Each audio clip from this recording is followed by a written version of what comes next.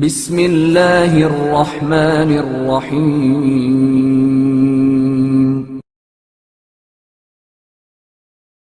اجتماعی کھانا۔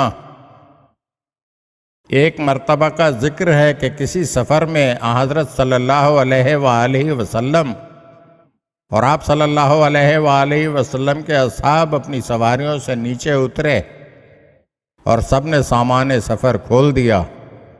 اس کے بعد سب لوگوں نے آپس میں فیصلہ کیا کہ ایک گوسفند کو ذبح کر کے اس کا گوشت تیار کیا جائے۔ تو ایک صحابی نے کہا گوسفند کو ذبح کرنا میرے ذمہ ٹھہرا، اور دوسرے صحابی نے کہا اس کی کھال اتارنا میرے ذمہ ہے۔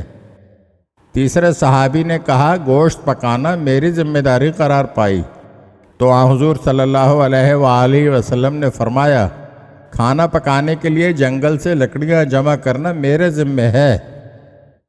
آپ صلی اللہ علیہ وآلہ وسلم کا فرمان سن کر سبھی اصحاب ایک ساتھ کہہ اٹھے یا رسول اللہ، ہم لوگوں کے ہوتے ہوئے آپ کو زحمت اٹھانے کی کوئی ضرورت نہیں، آپ آرام فرمائیں، ہم لوگ بڑی آسانی اور فخر کے ساتھ یہ تمام کام بخیر و خوبی انجام دے لیں گے۔